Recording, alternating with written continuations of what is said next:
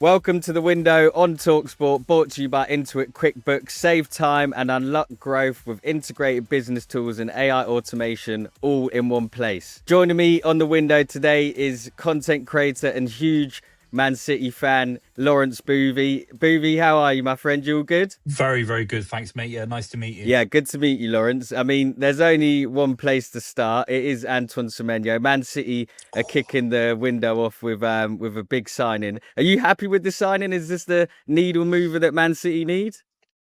Yeah, I think there's a real narrative at Man City this season that, yes, Cherky's been brilliant coming inside, Phil Foden coming inside, scoring goals, Bernardo Silva. A lot of these players in the forward lines for City come inwards towards the ball, and you need runners on in behind. And Doku's been absolutely brilliant. Obviously, he's picked up an injury recently, just come back to full fitness. The drop off from Doku to anyone else in the side that can do what he does, it's not really there in the same way. Semenyo, Oscar Bob isn't quite trusted in the same way, both brilliant footballers. But I think Semenyo, he's got that trajectory. He could be one of the best players in European football in the next few years, the way he's progressed through the Football League, getting into Bournemouth and destroying sides on the left-hand flank. And I also think he can play number 9 as well, which is a nice squad option for City. I mean, you mentioned a few of the players there. You've also got the likes of Oscar Bob, Semenyo, Omar Marmoush is at the AFCON currently. How does this Antoine Semenyo signing affect your squad? Do you think there have to be some sales in the winter window as well? Yeah, obviously Marmoush is linked to Aston Villa. Oscar Bob's linked to Borussia Dortmund. I think in terms of Oscar Bob, that seems more likely. Marmoush would be a touch frustrating because he came in last season. Arguably, he was the club's best player last season, scored some really important goals. And there was a point when he came in this time last year, City were not guaranteed to get even into the Champions League and even got to an FA Cup final. Of course, lost that. And obviously, Marmoush missed a penalty in that game. But he was absolutely instrumental in the back end of last season. So the idea that he would go to not only a club on loan, but a Premier League rival just to sort of get him out the door to free up money isn't the most appealing thing in the world. Because I think he's a brilliant footballer. But ultimately, there are opportunities in the transfer market that you always have to look at. And Semenyo is the kind of power play transfer that Ferguson would have done back in the day. Maybe there isn't a massive hole in the squad, but you still sign these players and it stops other sides like Arsenal and Liverpool potentially signing him. Well, you mentioned Sir Alex Ferguson there, and Pep Guardiola has never hesitated to make a signing when he thinks it's needed. You're obviously 6 points behind Arsenal currently in the Premier League title race, level on points with Aston Villa. Is this the sort of signing you think will bridge the gap to Arsenal? Yeah, I think if you had to ask any City fan or even Guardiola, what are the biggest holes in the squad? Semenyo doesn't address the biggest holes in the squad, which are obviously major injuries to the centre back department, and of course, really no naturalised right back. There's no Carl Walker in there like we were lucky to have in the last few years. Um, but ultimately, Semenyo comes in, scores you 15 goals or 10 goals in the league, which he's more than capable of doing from now until the end of the season. They could be massively important goals. Haaland, Semenyo, Cherki, Foden is one of the most devastating front sixes, if you add in Rodri as well, that the world has got in football. I mean, I'd say it's a better front three than Arsenal have got, and we're saying they're the best side since sliced bread. I mean, seriously. So I think Semenyo starts for Arsenal. I cannot believe Arsenal didn't go for him. I know Liverpool spent a lot of money recently. They were very strongly linked. But Arsenal need Semenyo. They've got Saka on one side, Semenyo on the other, with whoever is down the middle. I think that's an unbelievable front three. Now that City have got him, that is a ringing endorsement for Manchester City, where the club's going in the next few years. The front line is scary. You know what? I hate to agree with you. Semenyo, as an Arsenal fan, he is the sort of player we needed. I think it's probably financial. You know, Arsenal are tight on the purse strings sometimes, anyway. But one of the interesting things that I thought with this transfer was that apparently Man City were happy for Semenyo to stay at Bournemouth because he was playing against Chelsea, Arsenal, and then Tottenham tonight. What do you make of that as a City fan? I think it's Area 51's conspiracy stuff. I think if you could ask Guardiola, would you rather have him play against rival opposition and potentially get injured, by the way? Look, it's a brilliant. The first thing you have to say about the situation, it's a ringing endorsement to the character of Antoine Semenyo that he wants to play for the club that gave him the opportunity. They're obviously struggling right now. He could score a goal maybe against Tottenham where it keeps them up if they get points against Tottenham. So it's a massive moment for Bournemouth. He's shown a lot of character when a lot of other players have down tools. Look at Alexander Isak, by the way, who arguably, I mean, gave him a similar platform to Semenyo, and he downs tools in an embarrassing, shameful fashion, in my honest opinion. Semenyo, I think if you're Guardiola, you'd rather have him right now. Put an arm around him, start coaching him, start getting him into the squad. I just think it's down to it's the middle of the season. It's helped Bournemouth and it's smoothed over the transfer. It's a lot of money. I think the idea you can click your fingers and he rocks up into the squad. I don't see it necessarily. Sometimes these can go on for an extra week than we think they would, and ultimately he comes into the squad after playing a bit more football for Bournemouth. I don't think it's the worst thing in the world. Yeah, I mean, and you mentioned Pep Guardiola there. He obviously would love to get his hands on Semenyo and get him in training. How do you think Pep will utilise him? Because Pep's been criticised for the treatment of Jack Grealish. People said that, he killed that creativity in him, but he left with trophies. I mean, is Semenyo just going to be another one of them players where he'll listen to Pep and do what Pep says, you think? Yeah, I mean, let's not beat around the bush. Semenyo is a brilliant footballer for Bournemouth Football Club. Yeah, they're not really a massive football club. He's a brilliant footballer for Bristol City. He's had time at, I think, Newport County. So Semenyo, if you're a footballer like Semenyo, who's a brilliant talent, and Guardiola says, you got to do what I sort of say to you, and I'll win you a couple of league titles, maybe a Champions League, could even happen this season. I don't think any guy's ego is too big. When Thierry Henry went to Barcelona, he had to be shifted from number 9 to left wing, and he didn't complain because he won a Champions League in his second, maybe his first season with Guardiola. So Semenyo, I think he'll play off the left. He'll still show a lot of flair. Foden shows flair. Cherky shows flair. I think Jack Grealish didn't show flair because he was part of a generational Manchester City side where De Bruyne had that free role, Bernardo Silva had a free role, Mahrez had a free role, and he was just almost like a utility forward. He was providing for other players, and the idea that Jack Grealish didn't shine in the treble-winning season, I don't even buy, because I think he was absolutely brilliant, scored some huge goals. But ultimately, I don't think Semenyo. Look at Doku. Doku's been let off his leash. He's brilliant as well. So I think Semenyo's going to flourish at City. I mean, Buvey, we mentioned earlier on in this chat about your defensive frailties. Diaz looks set to have a spell on the sidelines. Vardy may miss the rest of the season. Mark Guehi, reports have linked you with him. Oliver Glasner, the gaffer at Palace, has said there's a real possibility if City put up the fee. I mean, is that a signing that Man City need to make this window? Yeah, it's more important than Semenyo. If you can get both of them for under £100 million, it's exceptional business yet again from the City hierarchy. These are the facts. And Guehi, I mean, this is Rio Ferdinand leaving Leeds United stuff. The best centre-back outside the big six. I think he's world-class now because what he did for England. He got England to a final last summer. He was the best centre-back on the pitch alongside John Stones, of course. I think Mark Guehi is basically a world-class centre-back, and I think he transforms the back line even when Gvardiol and Ruben Diaz are fit. I think on his day, he might be better than both of them. I love Ruben Diaz and Gvardiol to bits, but I think Guehi's better than both of them potentially on his day. So to get him for 35 million quid, and again, it's another power play. These aren't players that we don't know anything about, or maybe they're a little bit of gambles. Ultimately, Guehi could go to Chelsea right now. He could start for Liverpool. He'd start for Arsenal potentially. If you're stopping these guys getting him, it's scary stuff. Yeah, I'm not sure he starts for Arsenal at the minute without Gabriel at the back and Saliba. Do you reckon he actually does? Is he better than Saliba? He could be better than Saliba. It's a conversation. It is. That's how good he is. It's a conversation. I mean, how high do you rate your chances of getting Guehi? There's been rumours he wants to wait until the summer when his contract runs out, gives him a bit more power, a few more options. Do you think this is a sign that is likely to happen? Well, I think it's over 50% because if Gvardiol isn't getting injured and Ruben Diaz isn't getting injured, then maybe it's a tricky deal to get done because ultimately there are players in the squad that can play centre back. Ake's still at the club. Stones is still a brilliant footballer when he comes back from full fitness. And you've got to say Nico Gonzalez, who today been big reports that he could be starting in the next couple of games at centre back as well. He's back from injury. But ultimately, Diaz is out for 6 weeks and Gvardiol's out potentially for 6 months. So there aren't any players really. I like Nathan Ake a lot. I kind of prefer him at left back, really, if you have to play him there. Maybe Nico O'Reilly can play centre back. I think ultimately Guehi for 35 million quid, if he needs slightly bigger wages just to get the deal over the line so it's more appealing versus waiting till the summer, I think you have to do it if you're Manchester City. If you're Steve Parish, the money might be appreciated providing it's more than a nominal kind of fee.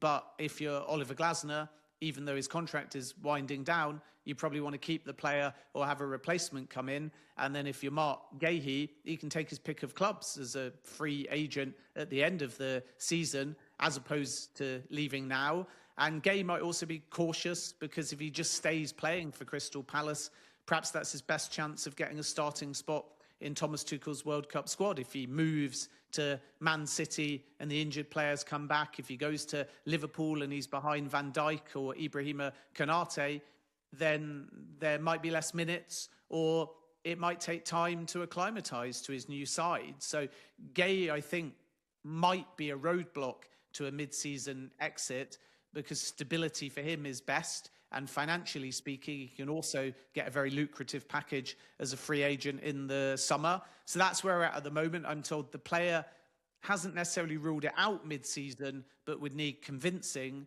whereas Crystal Palace are open to an exit on the right terms. And those terms are two things, at least this early in January. One is they want more, believe it or not less, than the 35 million fee that Liverpool agreed over the summer. And the second Palace stipulation, naturally, is they'd also have to line up a replacement.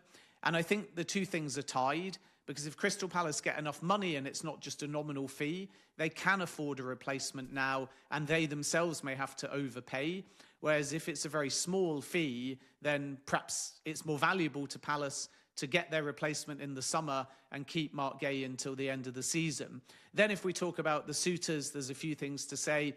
Yes, Manchester City are serious about exploring a deal, because Josko Vardiel has a fracture. Diaz and Stones are also out as well. Liverpool still maintain an interest. Summer is their preference, but are they going to be forced to enter the race earlier if Manchester City do so?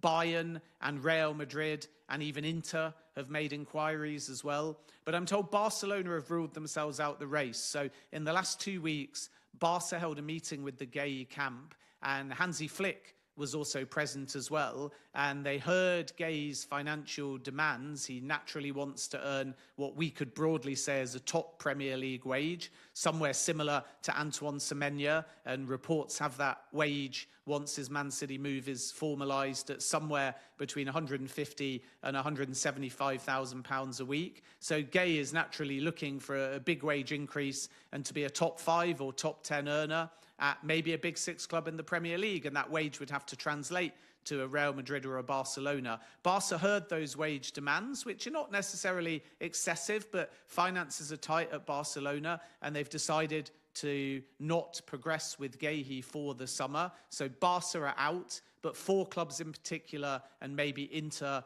are in the mix. And they are, as I say, Man City, Liverpool, Real Madrid, Bayern Munich. And we wait and see whether we get any developments in January, or if Guehi continues to want to just play for Palace, do the World Cup, and then have his pick of clubs as a free agent after that tournament. Do you think that will be the 2 deals Man City target, and they'll stop there, or is there any other positions and players that the club are looking at? I think it's pretty fixed. I think Guehi, Semenyo, players in their prime, Premier League experience, can do something right now. I think you look at some of the business maybe in the last few seasons where you're looking for Semenyo to develop in the next couple of years. Marmoush came from a different league. He's having to develop. I think you need players that can hit the ground now. There aren't too many of them. And I'm never a massive advocate of spending 150, 200 million quid in January. I don't necessarily think it works. But these two definitely would.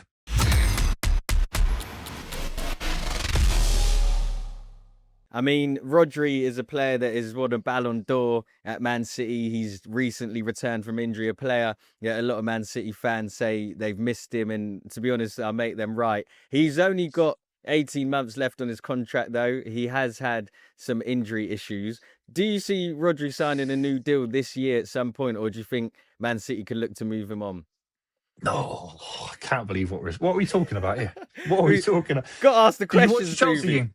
I know, it's your job. You're doing a good job of it. But did you watch the Chelsea game? Yeah, he was class.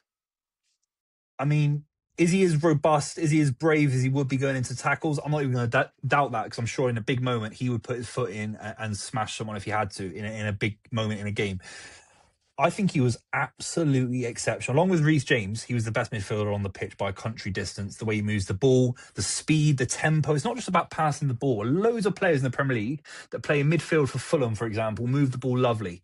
But Rodri does it at a pace which is complete control. He knows when to speed the game up, when to slow it down, when to play it first time. I think he is the best midfielder of his generation in that position. I think he's better than anything the Premier League's got to offer. He's better than Declan Rice. He's better than Zubimendi. He's better than Caicedo. He is. Maybe Caicedo is better off the ball, but for what he does, he's the best in the world still, in my honest opinion. Obviously, fitness is still a test that he has to prove in terms of playing 10 games in a row, 11 games in a row. Whatever he asks for, you give him. Simple as that. I mean, you said it, and I was going to ask what you make of Declan Rice in comparison to Rodri. And obviously, it's a bit unfair, right? Rodri missed the best part of a season. What does Declan Rice have to do to get on the level of Rodri, in your opinion, then? I can sit here now and say Declan Rice will retire. He'll never approach Rodri's career ever, and that's not to say I love Declan Rice as a selfish England fan. He's been part of a side that have gone to 2 finals with Gareth Southgate. He's an amazing footballer. They're different profiles. He's more box to box. He's looking to get on the end of things and maybe get into the box more and score, as well as linking up play further up the pitch. But Rodri's career, winning a Ballon d'Or as a defensive midfielder, we don't talk about it because Manchester City ultimately don't get the same clicks in the media that Manchester United, Liverpool and Arsenal do, whether that's for right or for wrong. But we'll look back in the next 30 years in the history of football, a defensive midfielder that can do everything that he does, the scoring the kind of goals he did in the treble-winning campaign against Bayern Munich, the winning goal against Inter Milan. Everyone bangs on about Roy Keane against Juventus. He got booked. He missed the final in 99. Rodri didn't miss a final. Rodri controlled every aspect of that treble-winning campaign in the Champions League final, and he went on to score that goal against Inter Milan, one of the most famous goals in the history of Manchester City. Going back to the question, I think he's miles ahead of Declan Rice's legacy. Slightly different players. Maybe Rice is in better form right now. Rice is nowhere near Rodri. I mean, I respect it. I'm not going to debate you because that's not the show, but I'll get you soon. In terms of managers, then, you're probably not going to like this question either, but there has been reports. Maresca reportedly told the Chelsea hierarchy that Man City had approached him, and there's rumours that Pep Guardiola may step down at the end of the season. Is that a realistic possibility for you? It's realistic. I'm sure there's a lot of City fans that would like that because obviously he's got experience with the club. As someone that is, loves, the kind of pure things in football, watching Guardiola football, controlling football matches. If you kind of sit on that side of the fence with football, then Maresca will bring great controlling games, a great aesthetic quality to football matches. He'll have that 4-3-3 system that the Manchester City team and all the women's teams and the under-21s and the EDS, they all want to play in the Guardiola way. So it's beyond Pep Guardiola. It's the club has a philosophical approach to how to play football, and Enzo Maresca would certainly fit into that. I think when a big manager leaves, and Pep Guardiola for many will be the second greatest manager in the history of Premier League football behind Sir Alex Ferguson, you need a big manager to fill the hole. I don't know if Enzo Maresca is a big enough manager. I wasn't a massive fan of his time at Chelsea. Yes, he won some silverware, but the last few games, I mean, these guys were dropping points to Bournemouth, didn't beat Bournemouth, and they couldn't win. They couldn't win games of football for over a month. Sunderland, I don't think he's a top-level manager in the same way Guardiola was when he came to the club. I'd go for Luis Enrique. I know he's been linked to a long-term kind of contract with PSG. You need a big name, even a Jurgen Klopp. I'd go with Jurgen Klopp. I'd go with a Thomas Tuchel after England. I know it's philosophically slightly different, but I think the club needs a really, really big name. I mean, you spoke about Maresca there. Obviously, Man United sacked Ruben Amorim also at the start of the week. The neighbours that used to be called the noisy neighbours, now it looks like they've turned into the noisy neighbours. Always seems to be something happening. What did you make of that dismissal? I think it was right. I think Darren Fletcher will manage against Burnley. I think, let's say, Ole Gunnar Solskjaer comes in against Brighton in the FA Cup, which is a must-win for Manchester United. They could be out of all cup competitions in January, which would be embarrassing. Solskjaer's a better manager than Ruben Amorim, and he's Cardiff City's worst ever manager. I didn't vote that. That's the Cardiff City fans. And I like Solskjaer. He won against Guardiola 4 times in a single season. once. Went a whole season not losing to Liverpool. He's got a very good record compared to the drudgery of Ruben Amorim. And Ruben Amorim, this 3-4-3, I'm so glad we never have to hear about it ever again. It was a complete calamity. It's not the way a big football club should play football in the modern era. One side in 30 years have won a Premier League with 3 at the back, and that was Conte.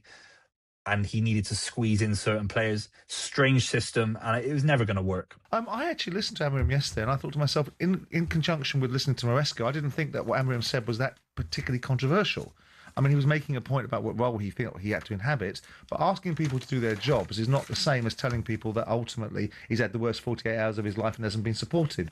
So I looked at it and thought, deeply unprofessional, which is what these managers seem to exhibit too often these days. You thought Amorim was being deeply unprofessional? Yeah, I thought Maresca was unprofessional. I think the idea that you can communicate to your people that you work for through the media, I think is unprofessional. You wouldn't want your players going out and saying something dreadful about you as a manager. So why would you expect a manager to be able to say something to the hierarchy, the real power in the room, and expect to get away with it? But when I listened to it, I thought, where are you going with this? What's your point here? Yeah. And what are you trying to achieve? And I'm assuming what he was trying to achieve was to get fired and get paid.